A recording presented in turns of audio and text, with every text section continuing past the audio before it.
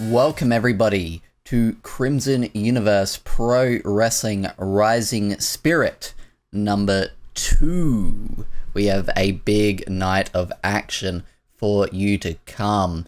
The Rising Spirit title will be on the line as Noriko Takaya will defend against Mansoor. But I've also been informed that the brand new CUPW champion, Master WATO, will be defending the title here tonight in an open challenge.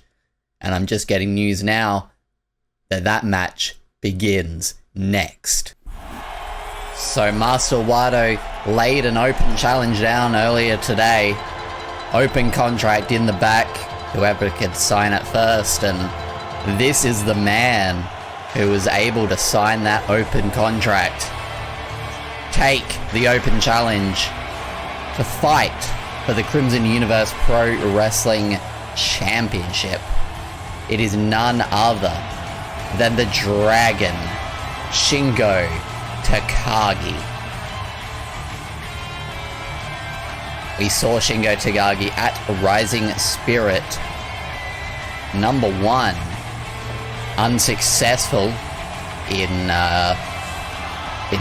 qualifying for the Rising Spirit Championship, which we'll be seeing later. But here is the new Crimson Universe Pro Wrestling Champion, beating Piccolo at Dimensional Merge in what some would say is maybe an upset after winning an Elimination Chamber and then beating the champion here on Fire Pro Wrestling World to take Crimson Universe Pro Wrestling to new heights into the Fire Pro era. It's Master WATO. Now this is his second reign with the Crimson Universe Pro Wrestling Championship. No stranger to the gold. There it is around his waist. But he wants to forge his own legacy, bringing in this new era in Fire Pro Wrestling World. There he is, Master WATO. The match is now underway. 60-minute time limit on this one. And into the ropes went Shingo Takagi there. And Shingo getting the better of Master WATO early on. Shingo Takagi definitely with the experience advantage and with the power advantage. Shingo Takagi's been doing this for a long time. He's been doing this as a junior heavyweight, as a heavyweight. He knows how to get it done. But Master WATO, he's CUPW champion for a reason. As I mentioned, he won that Elimination Chamber against 5 other men, and then he went on and beat Piccolo, the greatest Crimson Universe Pro Wrestling champion of all time. Now, to address what's going on with Piccolo, I am hearing that due to the Hell in a Cell match that he had with Tiger Mask, also on Dimensional Merge, from falling off of the cell 4 or 5 times, Piccolo was injured heading into that match with Master WATO, so Piccolo will be needing some time off to recover. We wish Piccolo the best in his recovery, and we hope to see him back sooner rather than later here in Crimson Universe Pro Wrestling. Shingo and Master WATO coming to blows here, and Master WATO, the champion, getting the better there, and a knee bar applied, knee lift there from Shingo Takagi into the ropes, and great hip toss there from Shingo Takagi. Shingo Takagi has wrestled all over Japan, all around Mexico, gone to England, wrestled in Australia. Shingo Takagi has been everywhere, whereas Master WATO, I mean, he went on his excursion, I believe, to Mexico, if I'm not mistaken, but still very young in his career. Ooh, kick to the back there. Very. It doesn't matter that Shingo is the senior in this match, the senpai, if you will. Master WATO will not show any respect, for he's the champion. Why does he need to show any respect? What is Shingo going for here? There is a huge lariat. The pumping bomber. Forearm strikes from Master WATO. Into the blue turnbuckle goes Shingo. And And those kicks straight to the midsection, straight to the ribs. Rope break though, Master WATO not getting the pinfall there. And these guys are just firing off those forearms. Master WATO might have landed slightly wrong there on the dropkick. Oh, this combination from Shingo, and he just blasted Master WATO a few feet around the ring. But there's that buzzsaw kick, and Master WATO is going up. I thought he was going up for that spinal tap. And more strikes back and forth between these two. Oh, the tombstone there from Master WATO. And he's going for the cover. He thinks it's enough to put away Shingo, but Shingo's head and his neck can put up with more than just one of those tombstones. With a Death Valley driver now, both men are spent. Shingo able to get the upper hand here. He's fired up and he's going for that pumping bomber, taking his head off, but it's not enough. Master WATO though, able to utilize that timing, get back to his feet, and a kick to the back. Master WATO, what the alley-oop. The jumbo bomb. Shout out to Jumbo Saruda. And an amazing pin there. Not enough to slay the dragon though. 10 minutes have passed here, and we're going back and forth once again. Fired up and a head kick, but the pumping bomber from Shingo. Around we go, and there's that pin, but Shingo able to kick out immediately. He knew it was coming that time. Chop.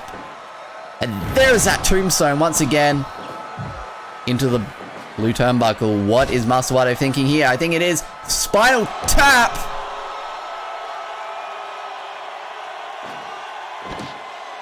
One, two. Not enough. Master WATO took too much time there getting into the cover. That spinal tap took too much out of him. Chop to the chest. He's going for that pin once again. Not in the ropes. And I think Shingo has gone for that Death Valley driver. Oh my god. Clobbering Master WATO in the back of the head.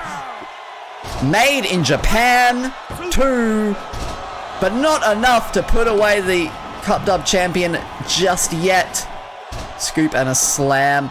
There it is. Spinal tap. 1, 2, 3. Thank you for coming, Shingo, but still. The Crimson Universe Pro Wrestling Champion.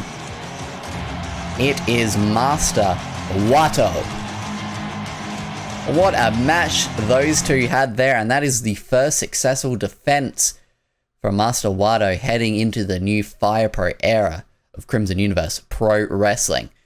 Stay tuned, ladies and gentlemen. Coming up next, tag team action. We'll be seeing the Acclaimed taking on the debuting team of the great O-Cobb.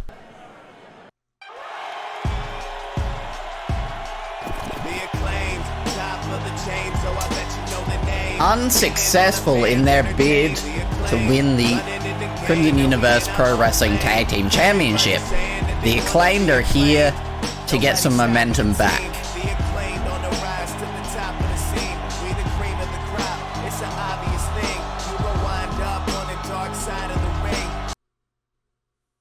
But they have their work cut out for them. The debuting team of the Great O-Cobb. That is the Great O-Khan and Jeff Cobb.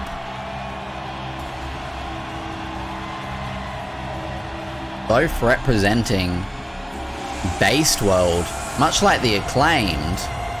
There is Jeff Cobb. But where is the Great O-Khan?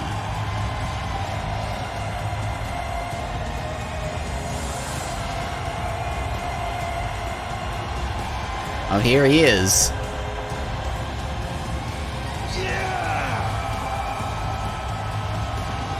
Now, yeah, both of these teams actually represent Base World, a inter-factional match here to get some momentum here on the tag team scene.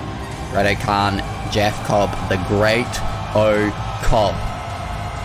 In New Japan Pro Wrestling represent the United Empire. But here is Crimson Universe Pro Wrestling Rising Spirit, 30-minute time limit. And the Great O-Khan off to a great start. Be interesting to see how these teams fare. Especially both being from the same faction. Assumably a respectful contest between the two, but at the end of the day, you need to do what you need to do to win. Chinlock applied there from the Great O-Khan.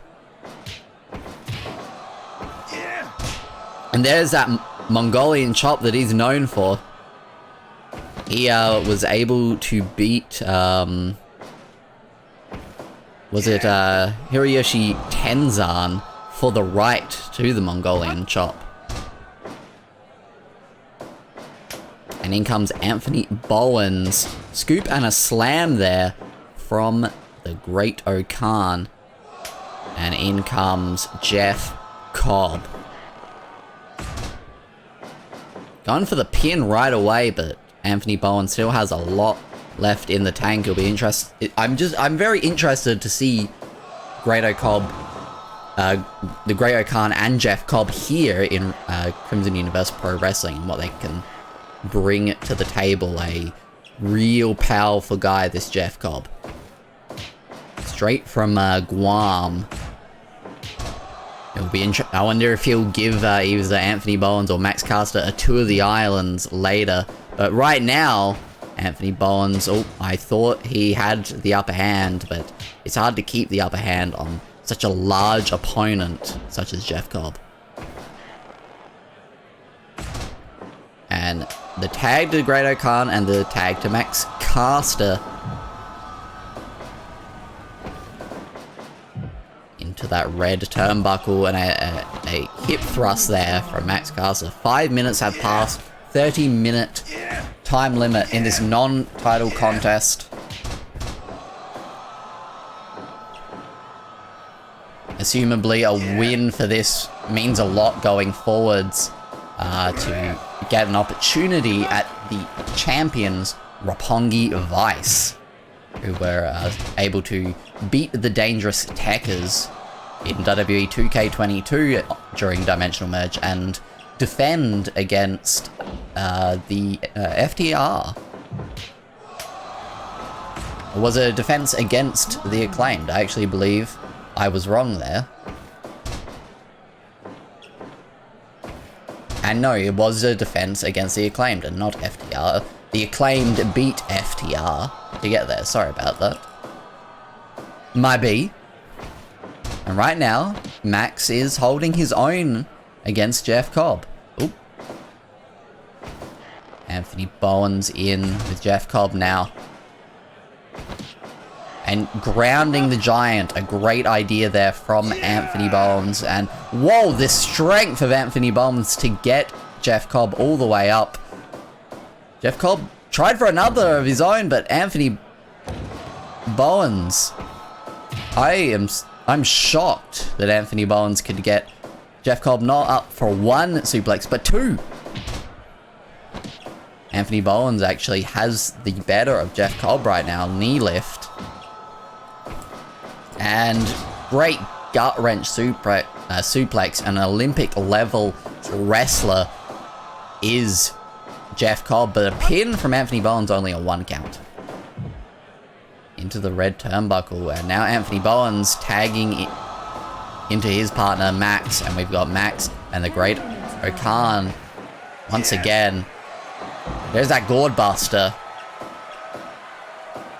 And what is he going for here? Oh, a straight left there, and a single leg Boston Crab, but yep, definitely in the ropes. Daichi making the right call there. Shooting him down. Working on the arm. Maybe trying to stop that Dominator.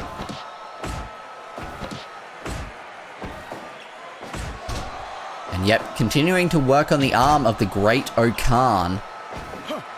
But a complete shot there. Sending Max to the mat.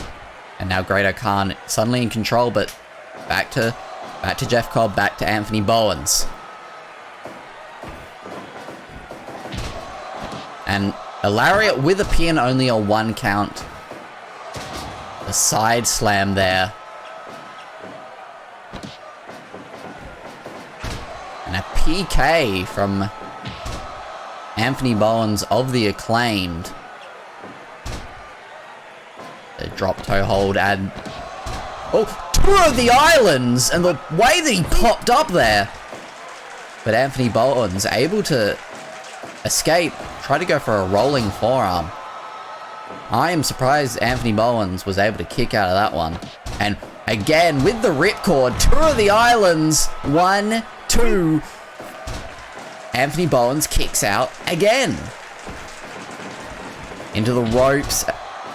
Turning him inside out with that huge lariat. Max in. Great O-Khan in. But Max, he wanted a bit of Jeff Cobb there. Back and forth. The big boot, but not enough. And an axe kick from the Great O-Khan sends Max to the ground. Elbow to the back of the head of the Great O-Khan there. There's that hip thrust. Lariat from Max. Back to his feet. And sending him crashing back down with another lariat. Great O-Khan was not in a good way. And still is not able to really get it going against Max Caster here. Elbow strike and huge kick there. Anthony Bowens back in, Jeff Cobb back in. Up and, oh my god. Just sent Anthony Bowens spinning there. A tackle. Jeff Cobb sent to the outside. Anthony Bowens using that as an opportunity to catch his breath. Uranagi with a spin. Is that enough to put away Jeff Cobb? Not quite. Into the ropes. The strength of Anthony Bowens, especially after taking all of this impact from Jeff Cobb into the blue turnbuckle. What is Jeff Cobb thinking here? Some straight jabs and a shooting star press from Jeff Cobb right in front of Max Caster, I should say, on Anthony Bowens. Back and forth we go. Rolling forearm. Maybe even caught him with the elbow. Jeff. Great back body drop, but Jeff seems to be quite exhausted himself. Drop kick there. 20 minutes have passed. Only 10 minutes remain in this contest. Gut wrench suplex. And in comes Great O-Khan. I spoke about Jeff Cobb's amateur background, but the Great O-Khan, a very accomplished amateur wrestler in his own right. Attitude adjustment. Is that enough for the Acclaimed to pull out the win here? No. And got an ankle lock applied, grounded. But Max was able to drag himself to the ropes. Tombstone. What is he doing up here? A chop to the head might have knocked Max out. But still not enough to put Max away. He is really trying to right that wrong of losing to Roppongi Vice. Jeff Cobb back in. Into the ropes. Tour of the Islands. Thank you for coming on this tour, Max. But the Great O-Cobb in their debut, victorious. And you gotta think, if you're Rocky Romero and you're Trent Beretta, you're looking at that and you're thinking, maybe we should start getting ready. But I want you to start getting ready for our next contest, as we'll be seeing 2 debuts here, at least in, actually I think, well, a Fire Pro debut and an overall debut. We'll be seeing CM Punk take on Dark Side Phil. I actually misspoke before about these debuts. We've actually seen CM Punk on Rising Spirit #1, while Dark Side Phil we've seen in WWE 2K22, but he will be debuting here in Fire Pro in just a second. Self-proclaimed best in the world, CM Punk. The fire still burns. DSP, a very consistent performer in Crimson Universe Pro Wrestling during the era of WWE 2K22, but never able to win the big one. He's got a big opportunity here against a former world champion in multiple promotions, WWE, AEW, Ring of Honor, everywhere he went. CM Punk was able to win the big one, and that you think he's going to go for here, especially, let's rewind to Rising Spirit #1, 6-man tag team action, Master WATO and the Acclaimed versus CM Punk and FTR. That went to a draw. Master WATO wasn't the champion then, but he's the champion now. You think CM Punk has to think that, you know, if he can go to a draw with Master WATO in a tag team contest, maybe he's got what it takes to become the new Crimson Universe Pro Wrestling champion. At least that's what he probably thinks in his mind. But he's got to get through DSP first, and DSP has been through many battles over the last year or so, almost a year that Crimson Universe Pro Wrestling has existed. And for DSP, he wants to really prove himself.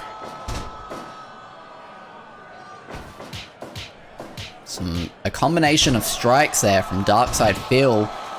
Now working on the leg, and to his credit, DSP is hanging in there with the self-proclaimed best in the world. You gotta think, if DSP beats CM Punk here, can you keep claiming that title of best in the world? CM Punk sending Darkside Phil to the outside. Battle of the Phils here. Back in we go. Against the ropes. Tackling DSP to the ground. I mean, CM Punk has been out of wrestling for a little while now. He came back for his run in AEW, but was, things went wrong, so to speak. I don't want to get sued by claiming anything. So hasn't been around. I believe also had a tricep injury he was dealing with, but here he is, Crimson Universe Pro Wrestling, clean slate. And what is Darkside Phil thinking there? I'm not quite sure, because CM Punk was able to cut him off. Rock bottom! DSP has been there many times, and you might think that CM Punk has also been there himself. And sending CM Punk crashing to the outside with that suplex, and DSP returning the favor from earlier and going out to meet him. Fighting on the outside here. Back into the ring. We have a 20 count here, Crimson Universe Pro Wrestling. CM Punk stomping DSP into the blue turnbuckle there. Punch to the back of the head. But, oh, a low blow, but I don't think Daichi quite caught it. Now into the red turnbuckle. CM Punk's going to fight him off. Just a solid punch to the jaw there. And I feel like DSP's going low there. I'm not sure if Daichi's not catching it, or if maybe it's a little higher than... DSP just hit the go to sleep on CM Punk. That's his move. That is not gonna make CM Punk very happy when you hit him with his own move. Although, you know, Kenta has a lot to say about that. Back suplex from DSP, and DSP is looking pretty good right now. Into the ropes. The kitchen sink there. 10 minutes have passed, 30-minute time limit on this contest. CM Punk with a back suplex of his own.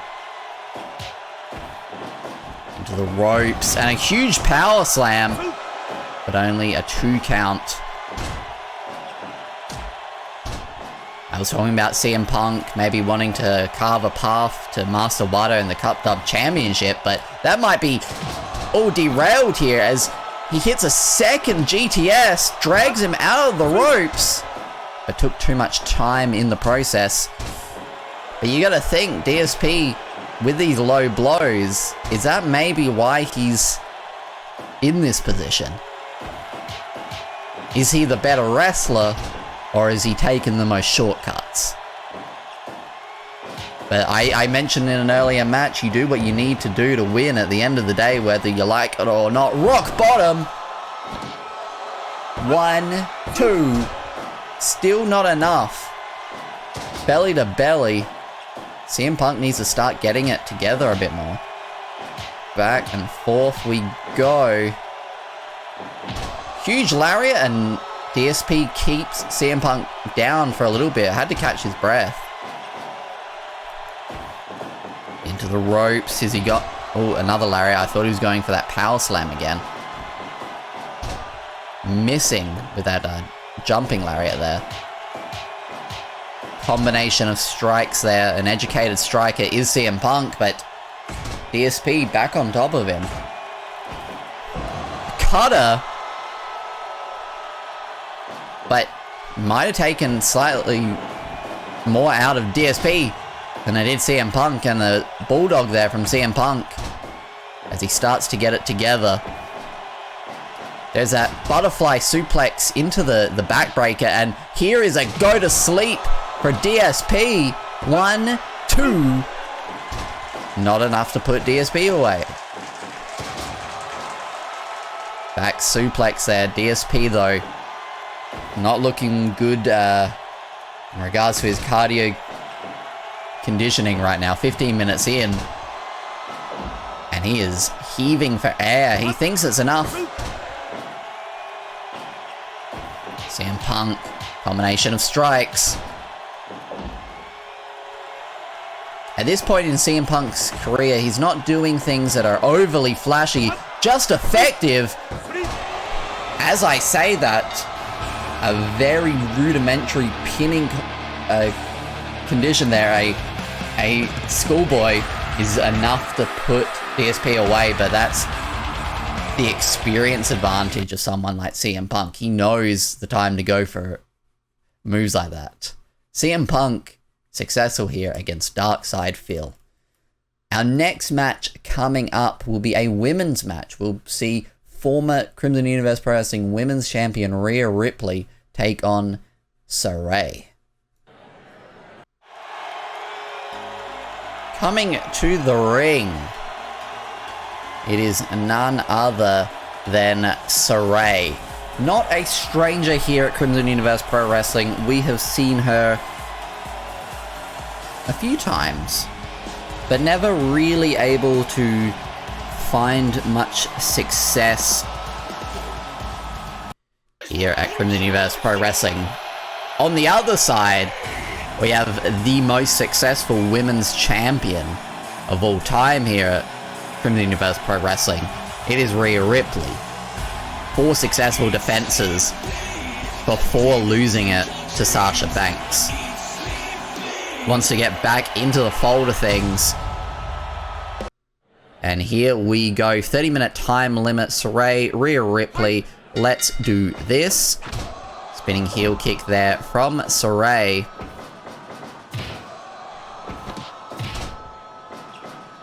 And a punch to the back of the head there from Rhea Ripley, and a stomp onto the midsection. Another spinning heel kick from Sarray. Sarray recently leaving the WWE now might have some more time to focus on Crimson Universe Pro Wrestling. And that might be what's good. You know, that will help her out. A Muda Lock applied. Real interesting there. Short arm lariat there from Rhea Ripley. And a great kick to the face. Rhea Ripley is the most dominant champion for a reason. A pinfall attempt there from Sarray. Already a 2 count.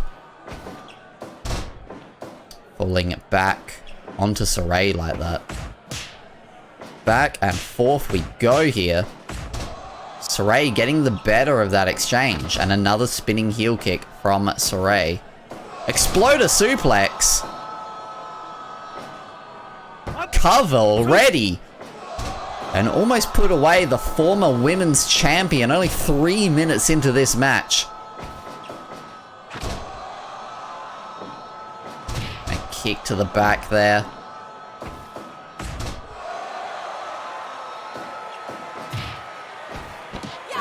Oh, the Riptide. Rhea Ripley. Sarray somehow kicking out of the Riptide. I thought Rhea Ripley had it there. I was getting ready to call it. And short arm lariat. And here's that submission that Rhea Ripley likes to go for. Really bad position for Sarray. She's trying to reach the ropes. And I think she was able to. 5 minutes have elapsed here. Exploder. Having to drag Rhea out of the ropes. 1, 2. Not enough to put away the former Cup Dub Women's Champion.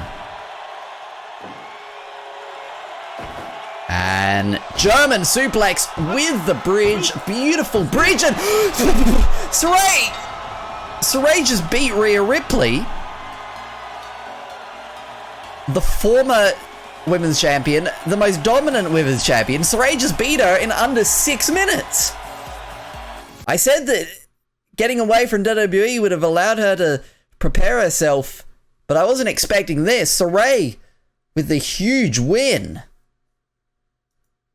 Oh, absolutely incredible. And in our next match, we'll be seeing Lucas Rodger take on Harley Jackson. RCW versus Wrestle Rampage. You're not going to want to miss that one.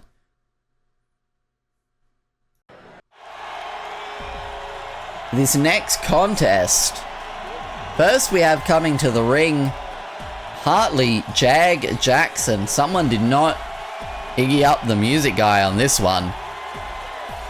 Still got the default Fire Pro music, unfortunately.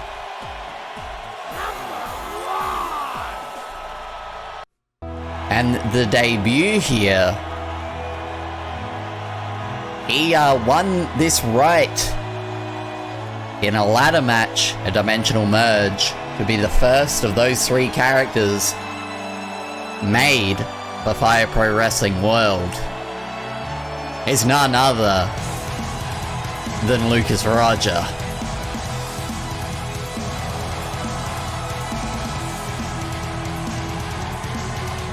The Rod is here in Fire Pro Wrestling World.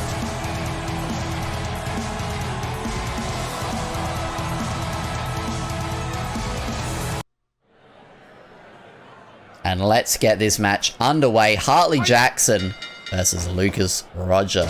In a way, Wrestle Rampage versus Riot City Wrestling. Harley Jackson unsuccessful at that in the Elimination Chamber at a Dimensional Merge, but back here once again. And elbow to the back there. Interesting to see how Lucas Rodger fares here in Fire Pro Wrestling World. Lucas Rodger, a former CUPW champion. Nightmare Takeover. And, oh wow, an interesting submission there from Lucas Rodger. Got a vertical suplex brain buster from Harley Jackson.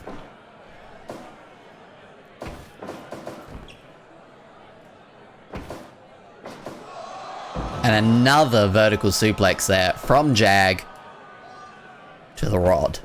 Snapmare takeover. Now, I mentioned that this is, in a way, technically Riot City Wrestling versus Wrestle Rampage. Harley Jackson, though, currently freelancing throughout Japan. Oh, wow, head kick there. Lucas Rodger also undebuted for Riot City Wrestling at this stage. But still a battle of two boys from Adelaide, going back and forth, and Jag getting the better of Lucas Rodger there. Up and another brainbuster, both to their feet. Rod tried to go for a brainbuster of his own, unsuccessful however. Rolling lariat there. Rod was able to chew that up, but not able to ground game with Harley Jackson. Still not able to ground game. Very interesting. Back. Oh my god, huge lariat though from and an armbar. Oh god, how tying it up further. Oh wow, just transitioning into these head strikes. Really, holy! I did not know Lucas Rodger was capable of mat wrestling like that. And yeah, those forearms to the head. And what is he doing here? Suplex. Harley Jackson is barely able to get up after all that. Lucas Rodger dazed. Headbutt from the balding head. And what's he doing up here? Double stomp. Harley Jackson able to pop him off of that mount to the outside. 1, 2. Back into the ring. And oh my god, the jumping pile driver there. Harley Jackson with the Boston Crab, tapping him out like the young boy he is, but Lucas Rodger still got some fight left in him. Tied him up with that suplex, with the bridge. Lucas Rodger is really showing what he has here in his Fire Pro Wrestling World debut. STO takedown. I see he knows his judo well.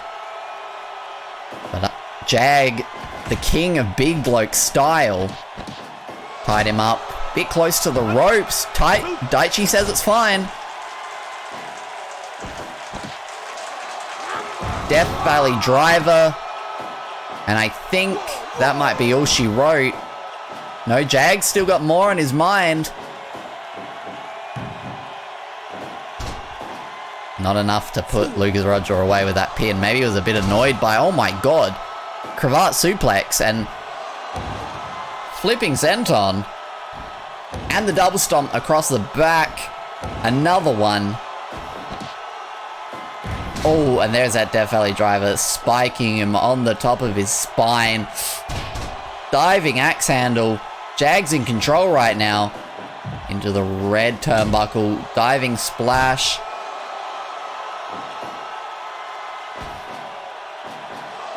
Oh my god, Tiger driver!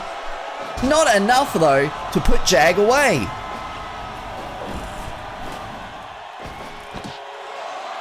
Another one. What does Jag need to do here to put Lucas Rodger away? Kern Stomp! He hit the Kern Stomp! But Jag kicks out before one! The spear! Jag proclaiming his number one. He took the first ever Kern Stomp and kicked out before one. Tied up. Bridge. Not enough to put Jag away.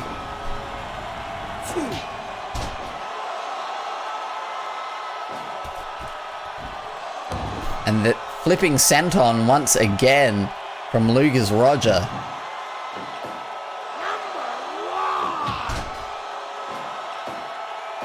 Harley Jackson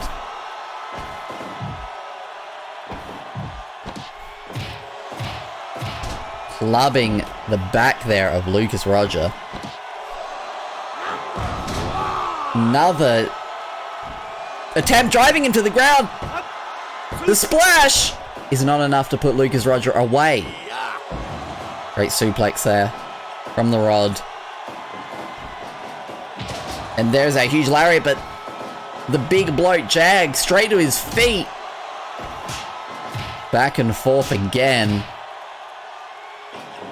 Huge lariat, but another one from Lucas Rodger. Both competitors spent. Jag to his feet, but heaving. Brainbuster. Lucas Rodger spills to the outside, and Jag is going to use this as an opportunity to catch his breath. And what are we doing here? Burning hammer! Dragged away from the ropes. Blue Thunderbomb. 2. Not enough to put him away.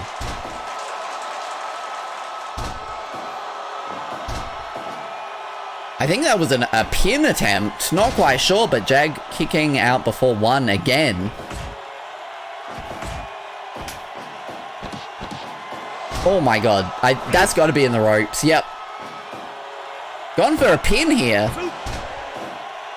Don't know what Jag was hoping for with that pin after not doing a move, but up, and there's that brainbuster once again. Into the blue turnbuckle.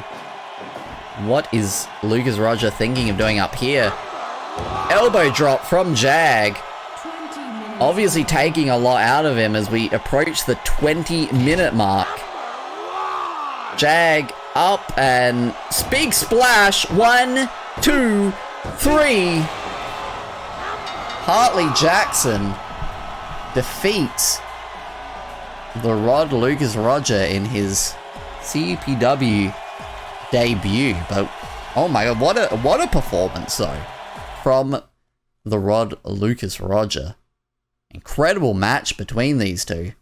But we still have more here to come as we head into a death match between Eddie Kingston and Drew Parker.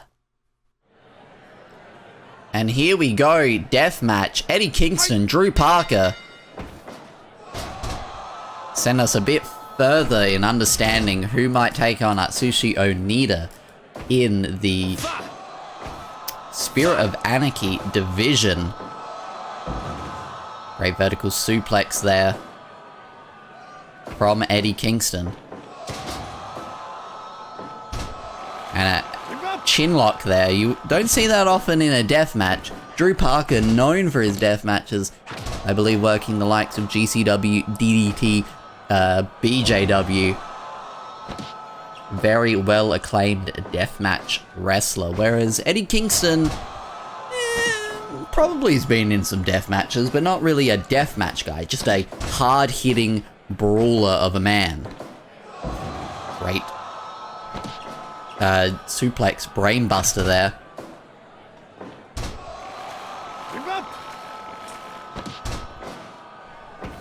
And into those exploding barbed wire ropes. Oh man. Drop kick. And eat the feet from Drew Parker. Thinks that's enough to put away Eddie Kingston already. And honestly got pretty close. You can't say that on YouTube. I'm gonna get in trouble for that, Drew. Drew, what are you doing to me? Oh my god, into the exploding barbed wire ropes.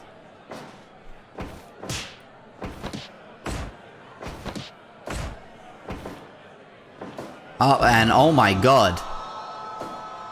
Is that enough to put away Drew Parker already? No. Now, usually there is an explosion at a set time in this match, but I still don't know when it is. I think 10 minutes previously. Oh my god. Keeps going into those exploding barbed wire ropes. 30-minute time limit, I believe, on this. Drew Parker into the exploding barbed wire ropes.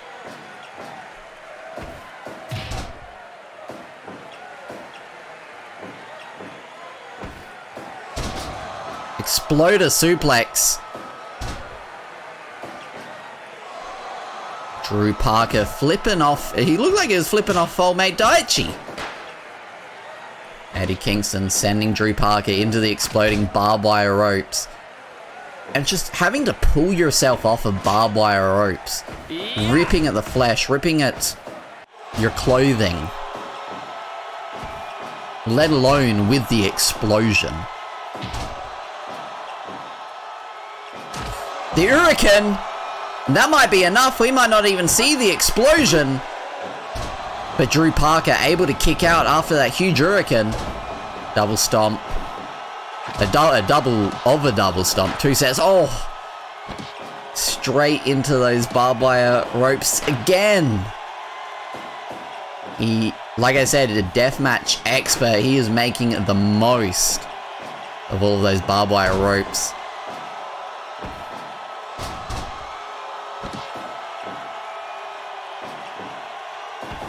Now, ooh. Spiking Drew Parker there. Super kick. Into those barbed wire ropes. Again. Another time. Into the ropes. Eddie Kingston is getting absolutely demolished here. The 10-minute mark is upon us. I didn't hear a... Okay, 10 minutes have elapsed and there's no explosion just yet.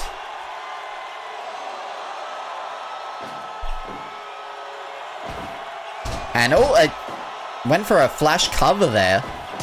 Hurricane into a back suplex, landing him right on his head.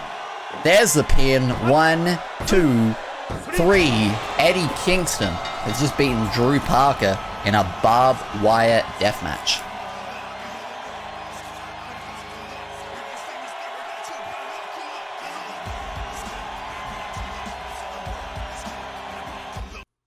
Big win for Eddie Kingston, getting some momentum here in the deathmatch division.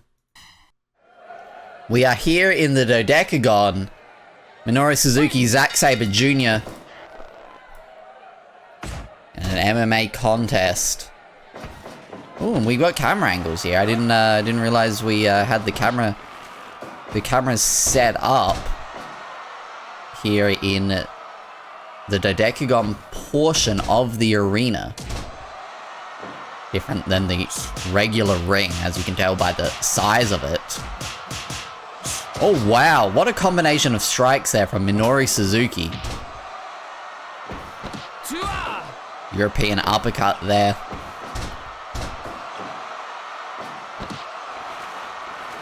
And right now, Zack Sabre Jr. is in control in the place that he likes the best. On the ground, tied up. He's got that arm hook once again. Now this would be a time for a judge's decision, I think.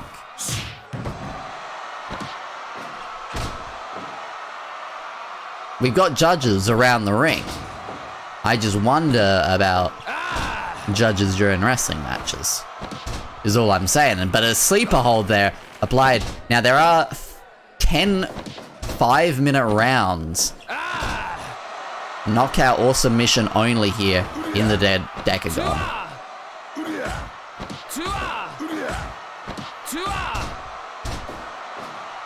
Zack Sabre Jr. falling down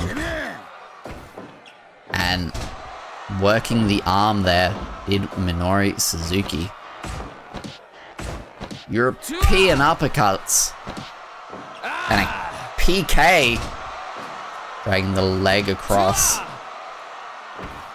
Again, it will be interesting to see who gains some momentum moving towards Roman Reigns, who is the the shoot fighting champion. Minoru Suzuki, Zack Sabre Jr. We start round 2 with a headbutt, and he's got the leg real bent there, real out of shape. European uppercuts there. And now he's got the arm put.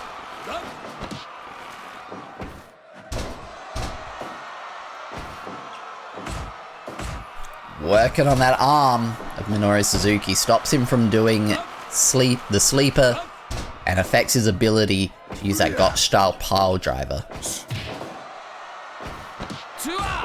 European uppercut.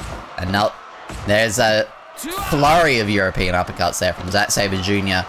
And he's got Minoru Suzuki grounded once again. Switching positions, which is something that Zack Sabre Jr. is very good at. When he's got you on the ground, he can get you into whatever position he wants. He can bend whatever he wants.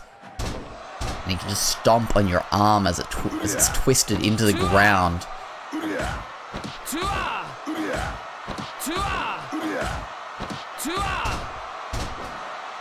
Both of these competitors absolutely exhausted already, and we're only in round 2 of potentially 10 rounds if it goes the distance. And I have no idea what was attempted there. I think almost a pinning combination, but you can't pin here. Slapping him around like he's a young lion in the dojo. Suzuki is a real sick man who gets off for that kind of punishment. But not enough to put Zack Sabre Jr. away at this stage as we reach the end of round 2.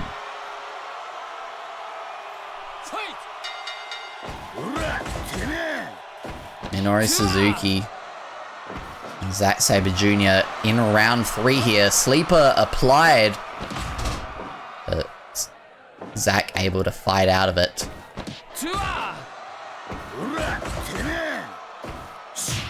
Oh wow, I'm surprised I didn't knock Zack clean out an open palm strike like that. Again, Zack, a bit used to wrestling matches, has all these amazing ways of getting into pinning predicaments, but it's not going to help you here. But something like that will. Getting into a submission.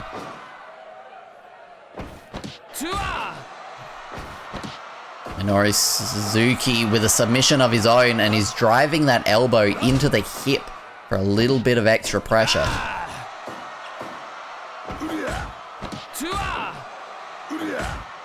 Back and forth we go. And Zack getting the better of that exchange with the European uppercuts. All the way from England, Zack Sabre Jr. And again, I'm surprised he's not knocked out.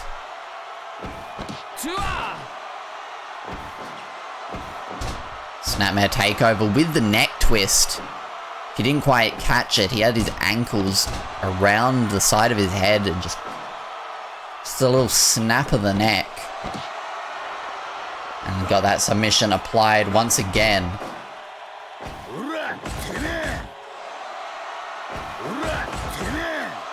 Minoru Suzuki asking for a strike from Zack, but not even giving him the chance to do it. And we finish up round 3 here.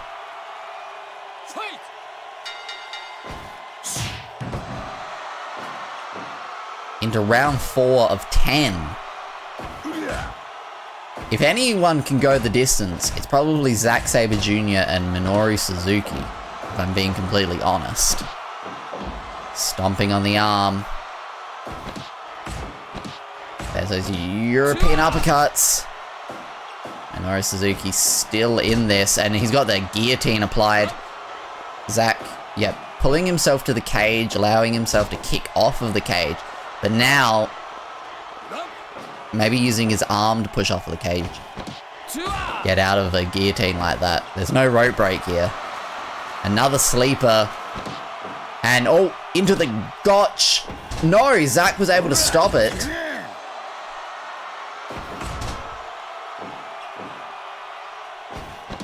And a dragon suplex. And that has knocked Minoru Suzuki out. Zack Sabre Jr. victorious here. against the king, Minoru Suzuki. And if you're Roman Reigns, you had to be watching that and thinking, this may be in my future. 4 rounds in, 2 minutes, 27 seconds, knocked out with that dragon suplex. We'll be now heading into our main event contest for the Rising Spirit title. Noriko Takaya will be taking on Mansoor. Coming to the ring, the challenger for the Rising Spirit Championship. It is Mansoor, a former Cup Dub champion, a former Enter the Champion. He's done it all here in Crimson Universe Pro Wrestling, and he wants that Rising Spirit Championship. But he's got to take on the ever hungry, the ever fired up Noriko Takaya. The way that she comes out of the ring like that, 60-minute time limit. Let's do this. Noriko Takaya as well, no stranger to these high stakes contests. Former Robo Waifu Championship Wrestling champion. Very successful in that position during the existence of Robo Waifu Championship Wrestling. Ankle lock applied. And a DDT there from Mansoor. Only a 1 count on the champion. Give up! Noriko, I spoke to her a bit earlier today, and she really wants to kind of elevate this Rising Spirit Championship, which is only defended here from the Universe Pro Wrestling Rising Spirit. You won't see it on a main show. He just hit the deal already, but not enough to put Noriko away. And a powerbomb flying out the gate here, but yeah, Noriko wants to really elevate this and really show people that not only is the Rising Spirit Championship valuable, but Rising Spirit is the place to be. And a Death Valley driver with the moonsault. Mansoor almost taking the Rising Spirit Championship from Noriko Takaya.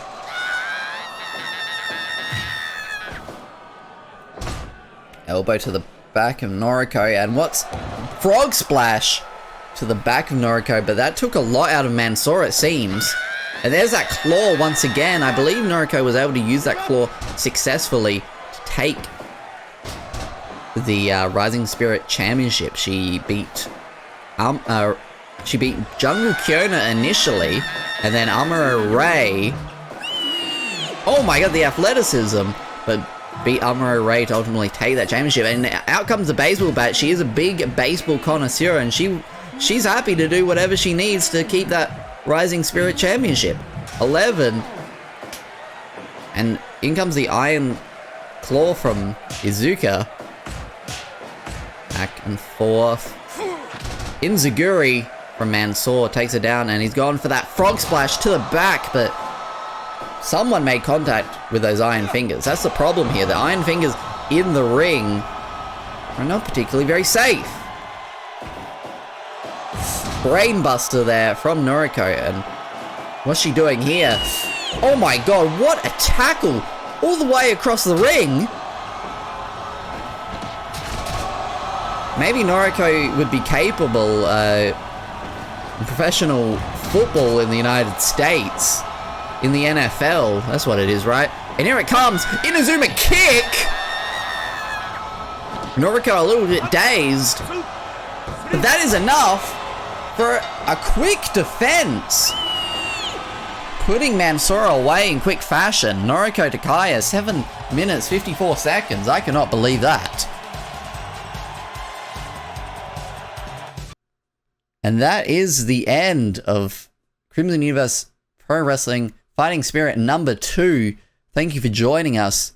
There will be at least one more episode of Rising Spirit before our next show. I look forward to announcing the next Crimson Universe Pro Wrestling show with you very soon. As always, I'm Crimson Ash, Crimbo Ash, Crimboish, Kern, whatever you want to call me. And I'm out of here. Thanks for watching.